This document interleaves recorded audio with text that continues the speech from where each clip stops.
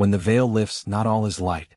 The wind moved quietly through the mountaintop monastery as dawn painted the sky in gentle hues of amber and rose. A young man, no more than 25, stood at the edge of the stone courtyard, eyes wide and distant. His name was Kale, a seeker who had climbed the path not for blessings but for answers. Behind him, seated in stillness like a stone that had witnessed centuries, was the old monk, Master Dogen. His presence seemed to bend the air itself, not with authority but with gravity born of presence. Kale finally broke the silence. "I saw it," he said, voice trembling. "The illusion. The roles, the chasing, the noise. It all collapsed. And then, nothing." Master Dogen did not speak. Instead, he gestured to the bamboo grove swaying softly in the morning breeze.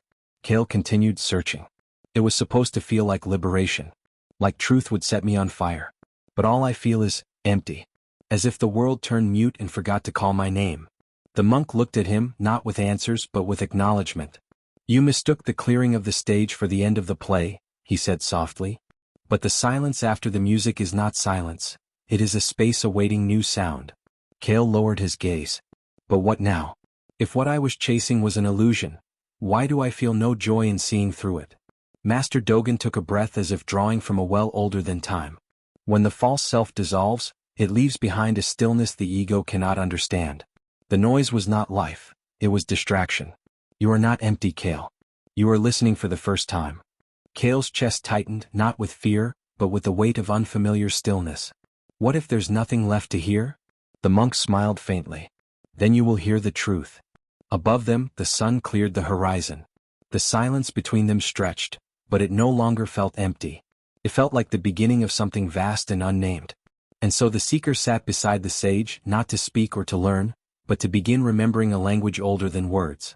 The light that reveals also blinds.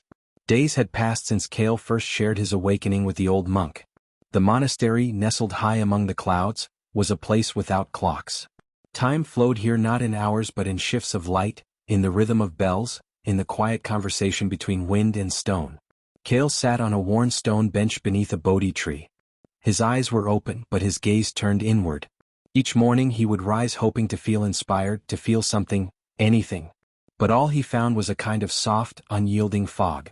Not depression, not pain, just stillness without spark. Master Dogen approached without a sound. "Still waiting for the fire?" he asked gently. Kale gave a tired smile. "I thought awakening would ignite me. That I'd be bursting with clarity and purpose. But instead I feel less alive than before. It's like the world dimmed." The monk sat beside him, folding his hands in his lap. "It is a common mistake," he said. "Most think the path of awakening leads upward, always toward light and ecstasy. But light without form is blinding. Truth without grounding disorients." Kale frowned. "But why? Shouldn't truth set us free?" "It does," Dogen replied. "But freedom from illusion does not always feel like joy. At first it feels like loss. You no longer believe in the masks, the roles, the striving. But without those, who are you?" Kale looked up at the tree's leaves rustling in the wind. "I don't know. I used to care so deeply. About achievement. About becoming someone. Now, I barely care at all." "You have seen through the performance," Dogen said. "But you have not yet met the actor beneath the mask." Kale turned to him. "Then what now?" "Now," Dogen said slowly, "you must endure the in-between. The paradox. Where your old passions seem false, but your new self has not yet spoken. This is not the failure of awakening, it is its womb." A silence fell between them, dense and full. Kale finally whispered, "I thought I was waking up. But I feel more lost than ever." Dogen placed a hand on the boy's shoulder. "You are not lost. You are standing in the clearing where the old forest has burned away. Of course it feels empty. The soil is bare. But it is here the true seed is planted." A wind passed through the courtyard, shaking loose a single golden leaf. It drifted, slow and aimless, until it landed in Kale's open hand. He held it gently, wordlessly, understanding nothing, and yet something deeper than thought stirred. The old self must die so that the new one may be born. The morning mist clung to the mountainside as Kale stood before the sacred fire pit, the heart of the monastery. The flames were subdued, their embers barely glowing, and the air around him was thick with the scent of ash. His hands trembled slightly as he held a small bundle of dry herbs, ready to cast them into the fire. Master Dogen appeared behind him as quietly as ever, his presence calm but weighty. Kale looked up, his eyes heavy. He said, "I used to dream of success," his voice tinged with regret. "I used to chase after it like a hunger I couldn't satisfy. I thought it was what defined me. But now, when I look at that hunger, it feels hollow. Like a ghost of something that never existed." Dogen nodded solemnly. "The fire that burns away the dross also consumes the gold within. To see through the illusion of your identity, you must watch it burn. The hunger you once chased is not your own. It was a mask." Kale stared into the pit, watching the flames flicker as they reached for the sky.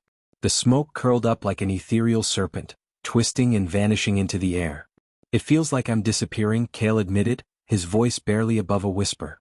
"The life I thought I was living, my ambitions, my dreams, they're all slipping away. I don't even know what I'm supposed to want anymore. The death of the old ego is not sudden. It is a quiet erasure," Dogen explained, his tone like the slow unfolding of an ancient truth. "The self you once knew, the roles, the desires, the I must, they are not who you are. They were only fragments, reflections of the mind's attachment to the fleeting world." Kale looked into the monk's eyes, searching for answers. "But if I am not that, then who am I?" Dogen placed a hand gently on Kale's shoulder, guiding him to sit beside the fire. "You are the one who watches the fire burn. You are the witness, the stillness between the flames. The ego dies not to make space for a new identity, but to make space for the truth beneath all identity. You are the consciousness that observes, the emptiness that contains all things." Kale closed his eyes, a deep, unsettling silence enveloping him. It was as though something inside him was being slowly peeled away, layer by layer. The pressure of his past, the weight of expectations, the pursuit of approval, the identity he had clung to, began to loosen. For the first time in days, Kale felt an unfamiliar sensation. Not peace, not clarity, but a quiet and profound emptiness. "This emptiness," Kale whispered, "it doesn't feel bad. But it's so unfamiliar." Dogen smiled faintly. "Emptiness is not the absence of self, but the absence of the illusions that filled it. The truth lies beneath this quiet. You are standing at the threshold of your own becoming." Kale's heart ached. He felt the void of his former self, a deep cavern where his old desires once lived. And yet, within that hollow, something new was beginning to stir. A pulse. A subtle, undirected pull. "The past is like smoke," Dogen continued. "It rises and you can watch it. But you cannot grasp it. You must let it go." Kale sat for a long moment, the embers of the fire dancing before his eyes. He understood now. The things he had built his life on, his dreams of success, his quest for approval, were nothing more than smoke. His ego was the ashes that remained, crumbling away. The old self was dying. But something within him, deeper and truer than all the fragments that had once defined him, was waiting to emerge. And in the quiet death of the ego, Kale felt a strange sense of liberation, an invitation to begin anew. The space between who you were and who you will become is a quiet limbo, where nothing feels quite real. The days began to blur together for Kale as he wandered through the monastery grounds. The sun rose and fell, the birds sang their songs of the morning, and the monks continued their steady rituals. But Kale felt like he was moving through a dream, disconnected, distant from the very life he had once fought so hard to build. He stood on the edge of the cliff one afternoon, staring out at the ocean below. The waves crashed against the rocks, relentless and constant, but Kale's mind was still. There was no clarity, no direction. Just the overwhelming sense of being suspended in time. Master Dogen appeared, his steps soft and measured, as if he had been waiting for this moment. "You feel the pull of two worlds, do you not?" Dogen's voice was gentle, yet there was a sharpness to it, as if it could cut through the fog that clouded Kale's thoughts. Kale turned to face him, his eyes heavy with a confusion he couldn't shake. "Yes, it feels like I am stuck between what I was and what I might be. I don't know how to live in this space. It's as if both worlds are calling me and neither feels like home anymore." Dogen nodded slowly, understanding deep in his eyes. "This is the limbo of transformation, Kale. You are neither who you once were nor who you will become. The path is not clear and the old world no longer offers comfort. This is the sacred pause, the place where old identities dissolve, and the new self has not yet taken form." Kale's hands clenched at his sides. "But I am lost. I am floating. I don't know where to go or what to do. The drive to move forward, to find a purpose, is gone. It feels as if everything has collapsed. The world I used to know, my goals, my ambitions, my desires, they all seem irrelevant now." Dogen smiled, a knowing smile that seemed to hold the wisdom of centuries. The disorientation you feel, the sense of being lost, is not a failure. It is the necessary space for the emergence of the self. In this pause there is no map. You are not meant to know where to go yet. This is the moment of dissolution, when the old ways of living fall apart so that something more authentic can arise. Cale stared out at the ocean once more, the sound of the waves growing louder in his ears. How long will this last? How long must I stay in this state of confusion, without purpose, without direction? There is no time, Dogen said. There is only the space between, the in-between where nothing is certain. The mind craves answers, the ego demands a sense of control, but the soul moves in its own time. Trust in the process, Cale. The answers will come when you are ready to receive them, not before. Cale looked at the monk, a question burning on his lips. But what do I do now? How do I live in this in-between? Dogen reached out, placing a hand on Cale's shoulder. You are living. That is enough. In this space you need not do anything. Just be. Allow yourself to sink into this moment, into this stillness. It is not a void, it is a womb. It is where new life grows, not in haste but in the quiet nurturing of time. Cale's chest tightened. He had always been driven, always pushing forward, always chasing something. But now, in this moment of limbo, the pursuit felt meaningless. It was as if the world itself was waiting with him, suspended in the silence. And yet, despite the uncertainty, Cale felt something stirring within him. It was not the urgency he had once known, but a quiet knowing. A recognition that this space, this moment of not knowing, was not his enemy. It was his teacher. You are not lost, Dogen continued. You are being remade. The old self is gone, and the new self has yet to fully take shape. This is not a place to fear but a place to trust. When the time comes you will know where to go. Until then, simply allow yourself to be. Cale closed his eyes and let out a long, slow breath. There was still no clear direction, no sense of urgency. But in the stillness, there was a new kind of peace, a peace that came from surrendering to the process rather than forcing it to unfold. As he stood there, between the past and the future, he realized that perhaps the greatest lesson of all was not in what he could do, but in what he could allow to happen. And for the first time in a long while, he let himself simply be. Cale sat quietly in the small room within the monastery, the walls draped in the soft light of the late afternoon. His mind was heavy, burdened by the silence that surrounded him. Each thought seemed to echo in the emptiness, and yet, the more he tried to grasp onto something familiar, the more elusive it became. There was a feeling deep in his chest that he was losing himself, that the man he had once been, the one driven by ambition, by goals, by the pursuit of something, was fading away. Master Dogen entered the room, his presence as calm as the sea at dawn. He studied Cale for a moment, sensing the struggle that was unfolding within him. You are in the space between, Dogen said, his voice soft but full of the weight of understanding. You have stepped away from the life you knew, and yet you have not yet stepped into the life that is waiting for you. This is where the ego begins to dissolve. It is a painful, confusing stage, a death without a funeral. Cale felt the words sink deep into him. He wanted to speak, to ask questions, to find something to hold on to. But every time he reached out, the answers slipped through his fingers like sand. I don't know who I am anymore, Cale whispered, his voice tinged with frustration. Everything that used to matter, my work, my identity, my relationships, they all feel hollow. I'm not who I was and I don't know who I'm supposed to be. Dogen nodded slowly. That is the point. The ego, the sense of self you have clung to, is being stripped away. And in that emptiness, there is a silence that is not comfortable. It is a silence that forces you to face the parts of yourself you have long avoided. The parts you believed were you but were not. The pain of this loss was not physical, but it was deep, a gnawing ache in Cale's chest.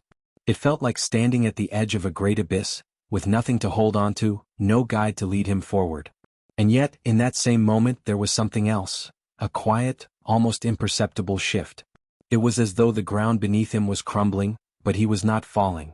The ego, this mask you have worn for so long, is not you, Dogen continued. It is a construct, a defense against the world, against the unknown. But now, as you step deeper into your true self, it must dissolve. This process, though difficult, is necessary. The death of the ego is not an end, it is a beginning. Cale closed his eyes, taking in the words. The ego had been his companion for so long. It had been the force that propelled him forward, that drove him to achieve, to prove his worth to the world. But now, without it, he felt weightless, like a bird caught in the wind, with no direction to follow. But I don't know how to live without it, he confessed, his voice barely above a whisper. Without my goals, my ambitions, who am I? Dogen smiled gently, his eyes filled with compassion. You are not nothing, Kale. You are becoming. In the absence of the ego, in the emptiness where your former self once lived, there is space for something deeper to emerge. But this space must be respected. Do not rush to fill it with new desires, new goals, new distractions. Allow yourself to simply be with the emptiness. It is the only way you will discover the truth of who you are. The silence between them was thick, as if the world itself was holding its breath. Kale felt the weight of Dogen's words settle inside him, and for the first time, he allowed himself to sit with the discomfort. To let go of the need for answers. To surrender to the void even though it terrified him. This in-between space is where transformation occurs, Dogen said, his voice barely more than a murmur. It is where you will shed the false layers of your identity, the parts of you that were never truly yours. And from that shedding, a new self will emerge. But only if you are willing to let go of the old. Kale opened his eyes, the depth of the moment sinking in. The ego had been his anchor, but now it felt more like a weight, holding him back from discovering what lay beyond it.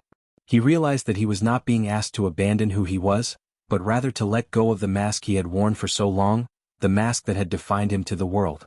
In this stillness, in this uncertainty, Kale understood something profound. He was not empty, he was being remade.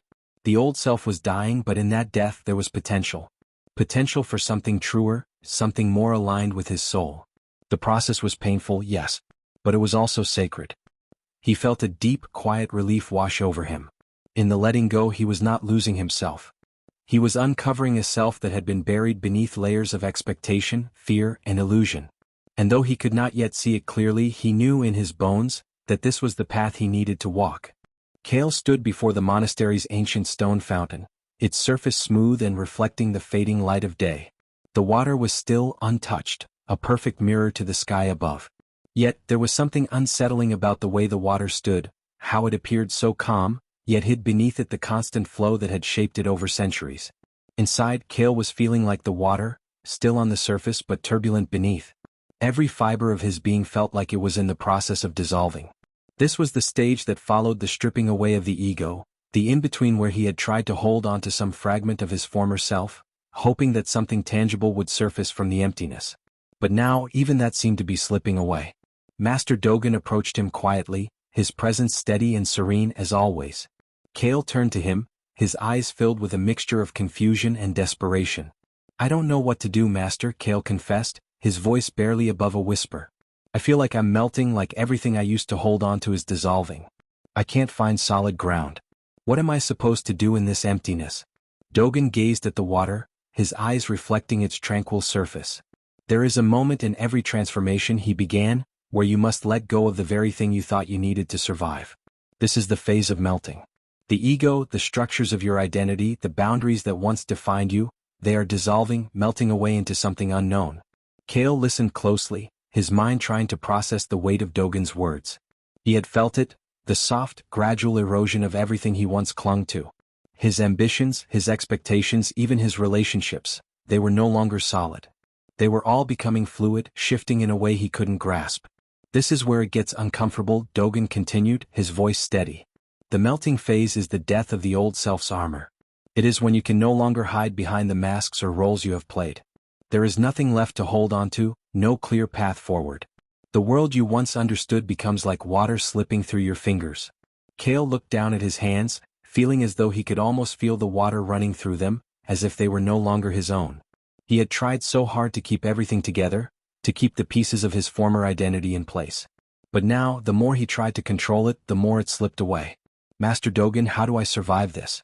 How do I live when everything I knew seems to be falling apart?" Dogen smiled gently, his eyes filled with compassion. "You survive this by learning to trust the process. The melting phase is not about holding on to what you once knew. It is about allowing the transformation to happen without resistance. The water does not resist its own flow. It allows itself to move, to change, to merge with the stream. The melting is not a loss, it is a deep, sacred surrender. You are not becoming less, Kale. You are becoming more. The melting allows for a new formation, a new way of being to arise. But it requires complete surrender to the unknown." Kale closed his eyes and took a deep breath, allowing the words to settle within him. For the first time, he began to understand that what he had thought was the destruction of his old self was actually the birth of something new. He had feared the emptiness, the dissolution of his former life, because he believed it meant he would lose himself. But now he realized that this process was not about losing. It was about unlearning, about shedding the layers that no longer served him, and making space for something deeper, something truer. The melting is where the old walls come down, Dogen said, as if reading Kale's thoughts. It is the clearing of the way for the new self to emerge. You must let go of the need to control the flow, to understand every step before it happens. Just as the water flows freely, you must allow your being to flow with it.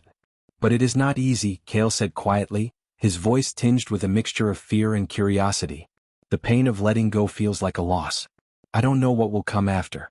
That is the essence of the melting phase, Dogen replied. It is a space of not knowing. And it is in this not knowing that true freedom is found. You are not meant to force the outcome. You are meant to trust the process, to surrender to the current, and to allow your soul to find its new form. Kale stood in silence, the weight of the moment sinking in. The water in the fountain seemed to shimmer in a way he hadn't noticed before, its surface now reflecting not only the sky above but the darkening world around him. It was the flow of life, moving constantly, always changing, yet always whole. In that moment, Kale understood that he, too, was part of that flow. He was not separate from the change. He was the change. It was then that he realized he was not being lost. He was being remade. The days passed in a rhythm of quietude, a stillness that was not empty but full of something Kale could not quite grasp. The monastery had always been a place of peace, but now, in the depth of his own journey, it felt like the stillest place in the world. The air, thick with the scent of incense and the sound of distant birds, seemed to cradle him as he moved through each day, each hour. The silence was no longer oppressive, but rather a canvas upon which his mind could rest. Kale had grown accustomed to the void, to the space between his former life and whatever awaited him beyond. It was as if the world itself had paused, holding its breath.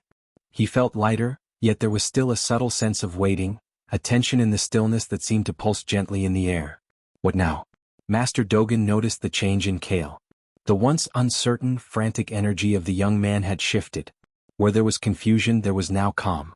It was a calm that did not speak of passivity but of presence. Kale was no longer chasing after something to fill the void. He was simply being with it. The silence you feel, Dogen said softly, is not emptiness. It is the fertile ground from which the new self will rise. Many mistake stillness for a void, a lack of movement, but in truth, it is where all true growth happens. Just as the seed must rest in the dark earth before it can sprout, so must you rest in this stillness before the new you can emerge. Kale sat by the garden that evening, his legs crossed, his eyes closed. The world moved around him, but he felt unmoved. His thoughts no longer rushed past him like a torrent of water, like they used to. Now they came slowly like ripples in a pond, gentle and soft. He could feel the stillness within him, a stillness that was becoming more familiar with each passing day. It was no longer something he feared, it was something he had come to accept, even embrace.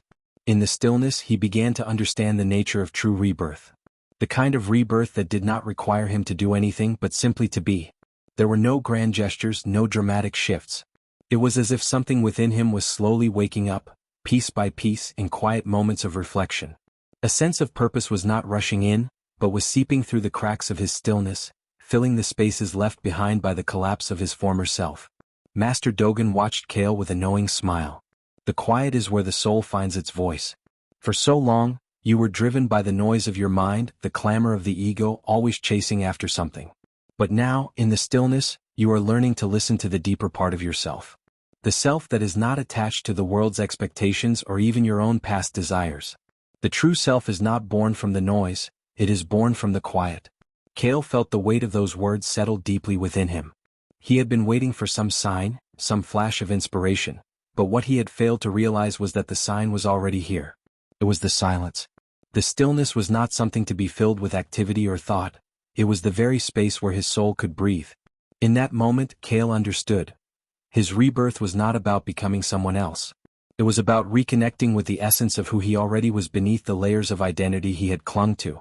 The more he let go, the more he allowed himself to sink into this stillness, the more he began to feel a quiet sense of clarity rising from within him. It was not an answer he had been searching for, it was simply the truth of his being, subtle and calm. Master Dogen, noticing Kale's deepening presence, spoke again. To be reborn is not to escape the world but to become fully present in it. The stillness you experience now is not a place of withdrawal, but a place of return.